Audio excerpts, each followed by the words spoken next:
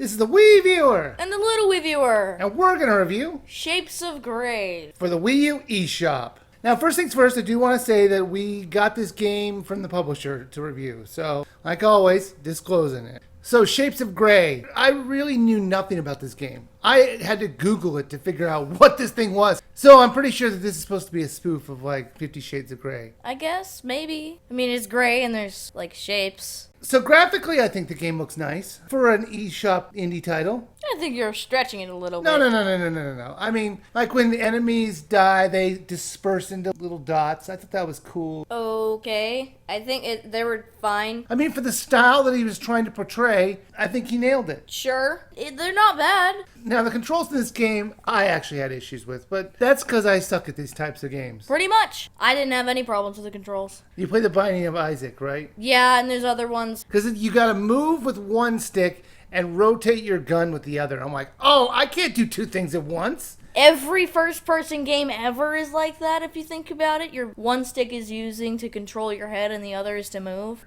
You're in a circular platform with a time limit, and you have to destroy all the enemies on the screen. Yeah. It's not as simple as it sounds. It's very simple. In fact, it's so simple, you just explain the entire game. But I'd find the game very hard. I don't do very well with these kind of controls. I found the game hard, and that's not necessarily a bad thing. I mean, it was hard, but it was fun even when it was hard. Only problem was that when you die, you're sent back at least 15 levels, depending on if you've reached the boss or not. And I just think that's too much. You think the checkpoints should be a little bit closer? Yeah, you have to reach level 1 and not die within 20 levels. Yeah, and they only give you 3 hearts, and they don't give you any refills for those hearts. They do give you another weapon, and it was helpful because it could bounce off the walls and hit them in different directions, and it won't stop shooting until it hits someone, or the time runs out. I feel like with the lack of checkpoints, when you die in this game, you don't want to go back 10 stages, you'd rather just stop. That's the problem I have with this. Well, the game is trying to push you forward like,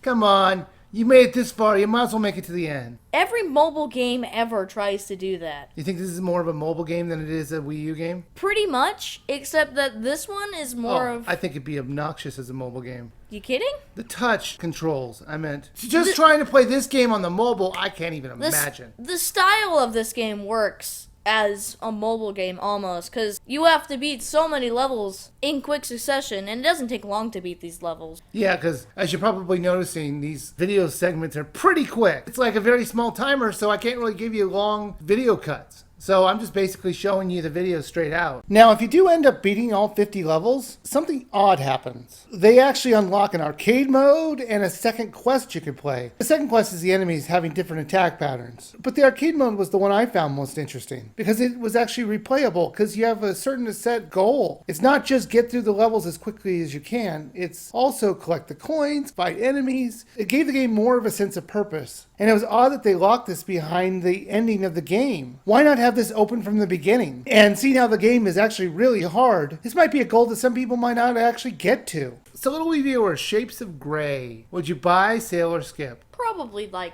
sale. The game is $6. Yeah, so sale for, like, 2. I agree with you, it should be sale. I'd say maybe $3. It was annoying how they locked the best stuff behind making you beat the game. It seemed kind of counterintuitive. This is a fun little indie title, and I do think it's worth a buy when it goes on sale. Thanks for watching our review of Shapes of Grey. Why don't you check out our previous review of Mario Party 10. Or check out a classic review of The Underground. We thank you guys for watching this, and please subscribe.